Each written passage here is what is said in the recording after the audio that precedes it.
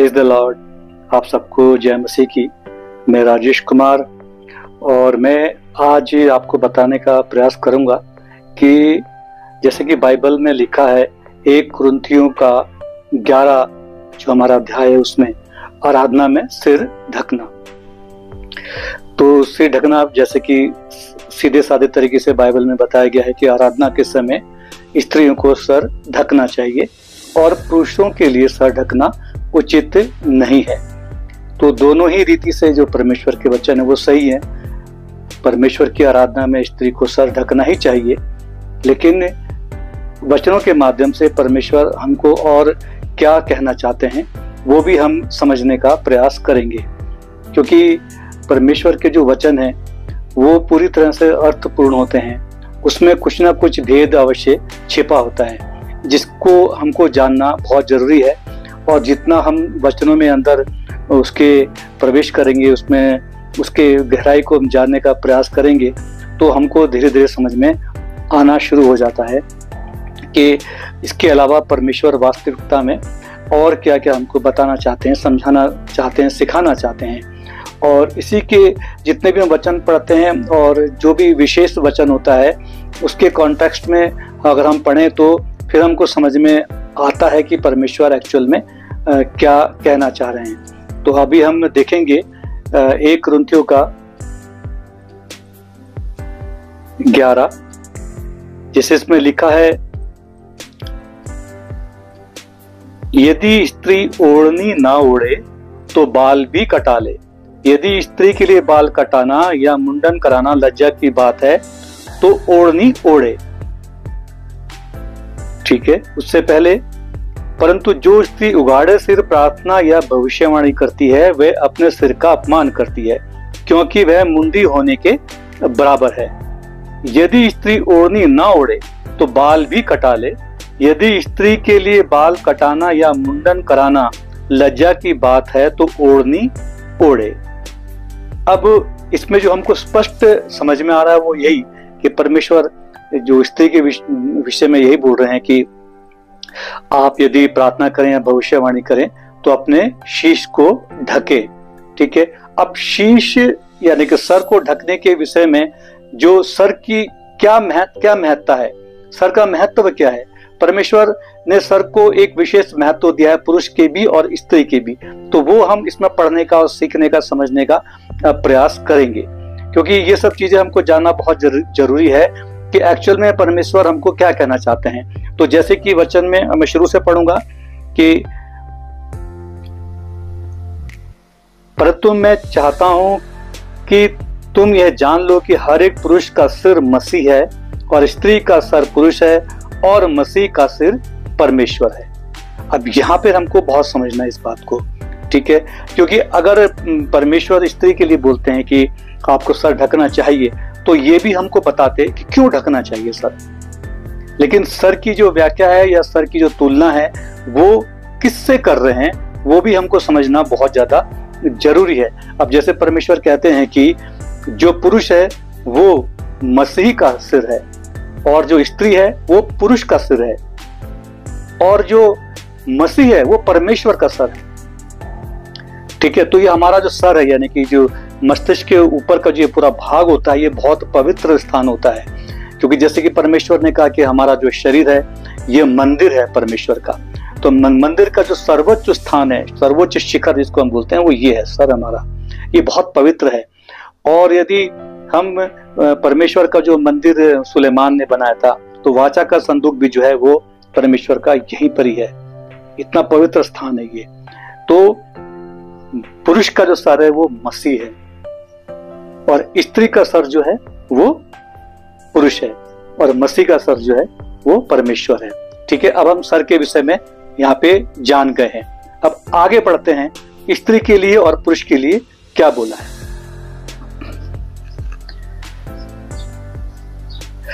जो पुरुष सिर ढांके हुए प्रार्थना या भविष्यवाणी करता है वह अपने सिर का अपमान करता है।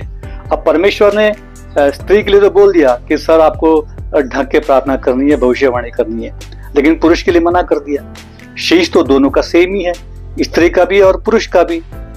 लेकिन यहाँ समझने वाली बात यह है कि पुरुष का सर क्योंकि मसीह ही है, और यदि हम उसको ढांक ले, यानी कि मसीह को ढांक ले, यहाँ मसीह है, और अगर हम मसीह को पूरा ढांक ले, अपने परमेश्वर को ढांक के, छुपा के, और हम उसकी भविष्यवाणियां करना शुरू कर दें, उसकी प्रार्थनाएं शुरू कर दें, उसका सुप्रचार शुरू कर दें, तो परमेश्वर को छिपा के तो हम कुछ नहीं कर सकते ना।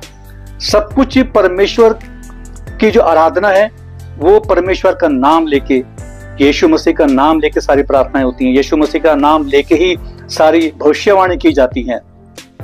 हम उसको ढक नहीं सकते, छुपा नहीं सकते, क्योंकि महिमा और आदर केवल किसका है?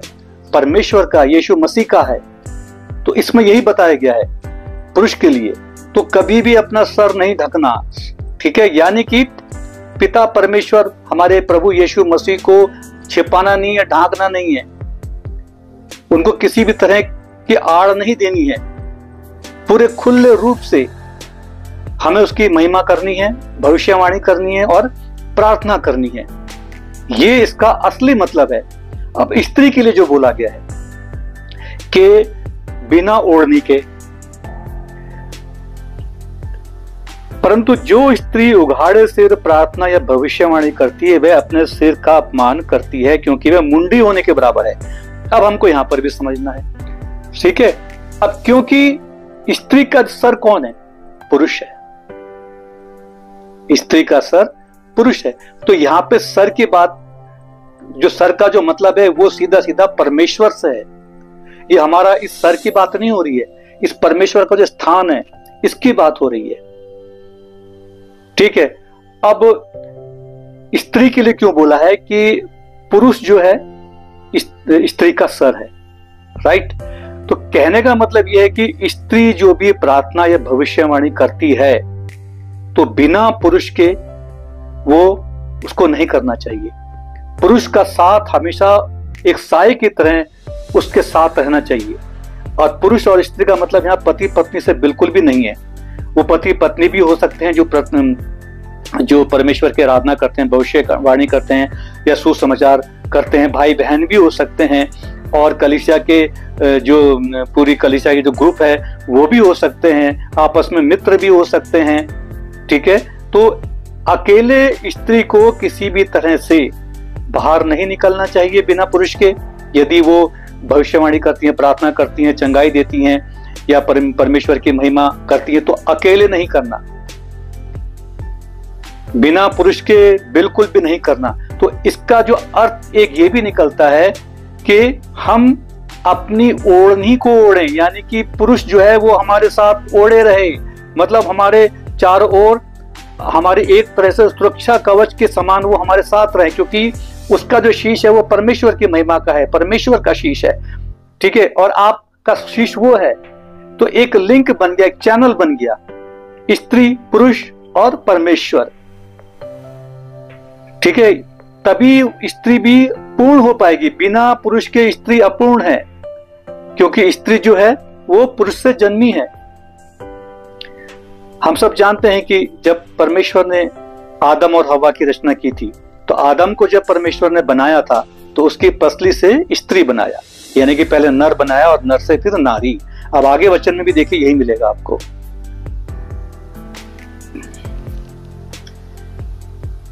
अब इसमें पूरा मैं पढ़ देता हूं। परंतु जो स्त्री उघाड़े सर प्रार्थना या भविष्यवाणी करती है वह अपने सर का अपमान करती है, ठीक है। यानी कि अपना सर, उसका सर कौन है? पुरुष, और पुरुष के सर पे कौन है? परमेश्वर, उसका अपमान करती है। यदि वो पुरुष के साथ साथ नहीं चलती, अकेले ही निकल जाती है, ठीक है। और वो मुंडी के बराबर है। मुंडी यानी कि बिना परमेश्वर के, बिना खुदाबंद के, आधी अधूरी, उसके साथ भी परमेश्वर नहीं है, क्योंकि परमेश्वर तो विराजते हैं पुरुष के सर पे, ठीक है। अगर वो पुरुष उसके साथ नहीं है तो वो मुंडी है, बिल्कुल गंजी है, बिना परमेश्वर के। ये इससे यही स्पष्ट हो रहा है। यदि स्त्री ओढ़नी ना ओढ़े तो बाल भी कटा ले, ठीक है। यदि स्त्री ओढ़नी ना ओढ़े, ये एक तरह से डांट है परमेश्वर की ओर से कि स्त्री अगर नहीं चाहती कि ठीक है मैं अकेले सब कुछ करूं, तो वो बाल भी कटा ले। बाल कटाने का मतलब यह है कि पूरी तरह से लज्जाहीन, पूरी तरह से लज्जाहीन हो जाए। वो लज्जाहीन ही होती है अगर वो अकेले ही करना, अकेले दम पे सब कुछ करना चाहेगी।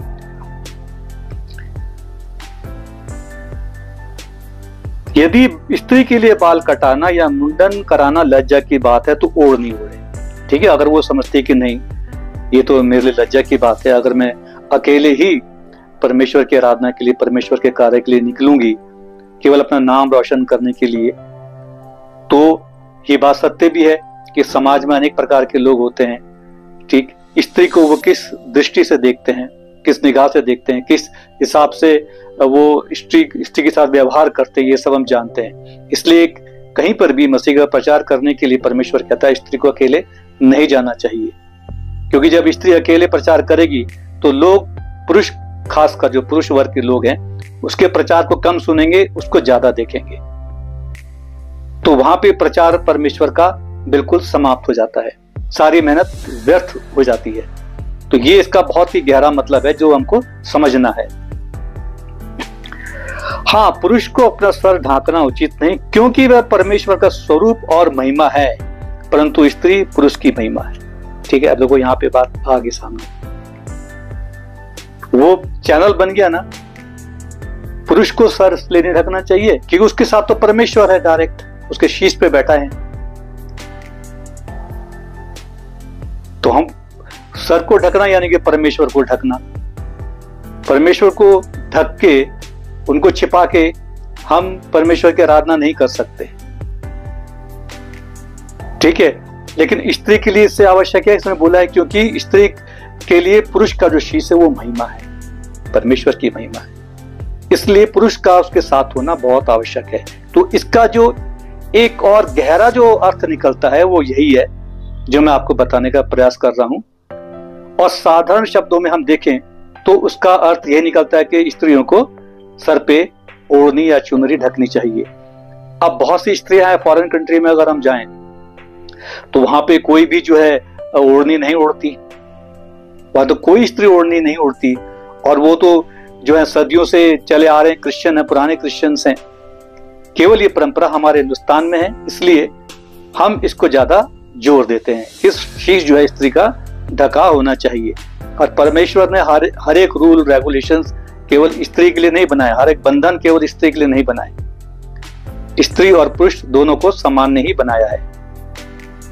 ये बात सत्य है कि स्त्री का जो भी कार्य है वो पुरुष की अधीनता में ही होता है, ये परमेश्वर का नियम है, किंतु एक दूसरे के वो पूरक हैं। आगे भी वचन में यही सब बात बोली गई है, क्योंकि पुरुष स्त्री से नहीं हुआ परंतु स्त्री पुरुष से हुई है, ठीक है। परमेश्वर ये बोलते हैं कि स्त्री पुरुष से नहीं हुई है,